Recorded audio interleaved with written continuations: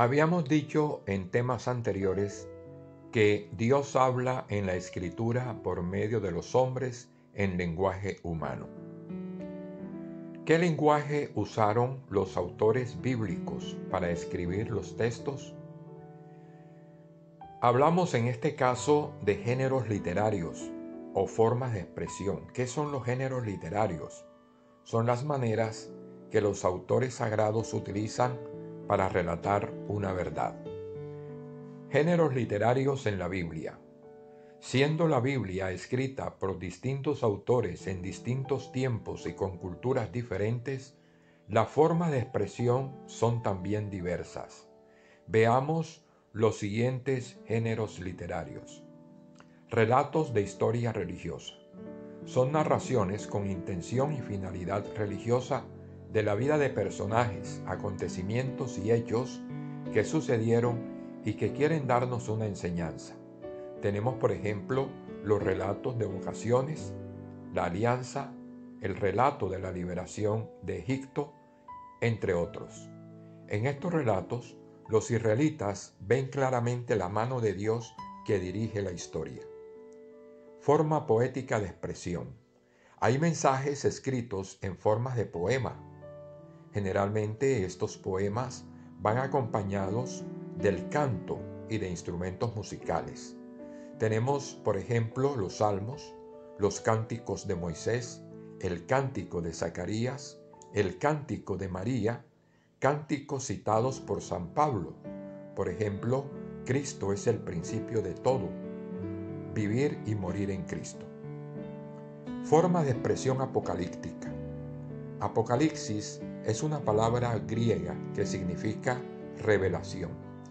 Expresión verbal usada por los profetas, especialmente por Ezequiel y Daniel, y el libro del Apocalipsis en el Nuevo Testamento. Formas de expresión profética. El profeta en Israel era considerado la voz de Dios. Sus mensajes tenían dos elementos básicos, la denuncia y el anuncio. Denunciaban la infidelidad a la alianza por parte del pueblo y anunciaban la fidelidad de Dios. Parábolas. Es un relato comparativo ficticio con un fin pedagógico. Tenemos, por ejemplo, en el Antiguo Testamento la parábola de la viña en el libro de Isaías, o las parábolas de Jesús en el Evangelio, la parábola del Padre Misericordioso o la parábola del Buen Samaritano. Metáfora. Del griego metafero, significa transportar o transferir. Es una comparación implícita que no se expresa formalmente, pero que guarda cierta analogía. Por ejemplo, cuando decimos cachorro de león es Judá, es una metáfora. O yo soy el pan de vida, o yo soy la luz del mundo, o yo soy el buen pastor. Símil. Es una figura retórica que utiliza el recurso de la comparación o semejanza entre términos. Generalmente va acompañada por la conjunción como.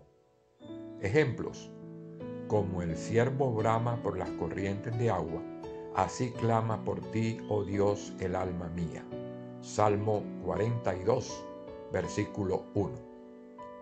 El pleonasmo es una figura retórica que consiste en la adición de palabras que no son necesarias en una frase, es decir, son redundantes, pero que se introducen con el fin de darle mayor vigor a la idea que se quiere transmitir. Ejemplo, y el jefe de los coperos no se acordó de José, sino que le olvidó. Génesis 40, versículo 23. Entraré en tu casa con holocaustos, te pagaré mis votos, que pronunciaron mis labios y habló mi boca. Hipérbole. Es la figura retórica que consiste en aumentar o disminuir lo que se dice con el fin de recalcar la importancia de la idea que se quiere compartir. Ejemplo, Salmo 6, versículo 6. La sinécdoque Es la figura retórica que utiliza una parte de algo para referirse a un todo. Ejemplo: el pan nuestro de cada día, dánoslo hoy. Mateo 6:11. El pan se refiere al sustento diario.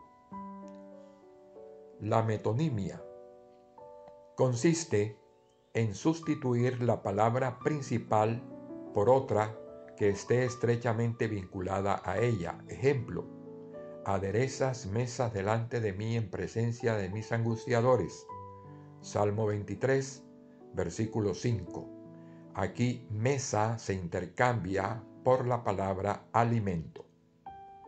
La ironía utiliza una frase en forma de sarcasmo para dar a entender lo contrario de una forma contundente. Ejemplo: y aconteció al mediodía que Elías se burlaba de los profetas de Baal diciendo: gritad en voz alta, porque Dios es. Quizá está meditando, o tiene algún trabajo, o va de camino, tal vez duerme y hay que despertarle. Primera Reyes 18:27.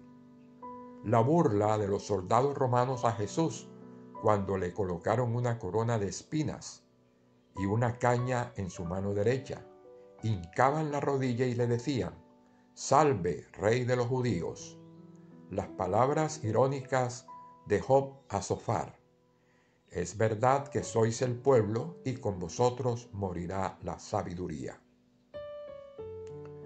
Otra forma de expresión utilizada en la Biblia es la paradoja. Es una figura retórica que, a través del empleo de expresiones que envuelven una contradicción aparente, quieren enseñar lo opuesto. Ejemplo: el que haya su vida la perderá, y el que pierde su vida por causa de mí la hallará. Mateo 10:39. La prosopopeya consiste en atribuir características o acciones propias de personas a seres que no lo son. Ejemplo: Pablo atribuye a los miembros del cuerpo humano la capacidad de expresarse con el fin de enseñar la importancia de la unidad de la Iglesia en medio de la diversidad de funciones de sus miembros. 1 Corintios 12, versículos 15 al 16. Estamos tratando en este capítulo los géneros literarios de la Biblia. Otro de los géneros literarios es la alegoría. Es una sucesión de metáforas generalmente combinadas en forma de narración. Ejemplo: yo soy la vid verdadera y mi padre es el labrador. Todo pámpano que en mí no lleva fruto, lo quitará. Juan 15, 1 al 2. La fábula. En ella intervienen seres inanimados o seres vivos irracionales que actúan y hablan como si fuesen personajes. Ejemplo: fueron una vez los árboles a elegir rey sobre sí y dijeron al olivo: reina sobre nosotros. Mas el olivo respondió. Jueces capítulo 9, versículos del 8 al 9. O también tenemos el caso de la burra de Balaán que habla. Números 22, versículo 2. Los números simbólicos. La cultura antigua atribuía a los números poderes mágicos y simbólicos. Así la cultura egipcia, mesopotámica, babilonia, israelita. El número 5 para los pitagóricos era un signo de unión y lo llamaban nupcial. El 7 es muy usual en la Biblia. Caín será vengado 7 veces. Pedro quiere perdonar 7 veces. Jesús expulsa de la Magdalena 7 demonios.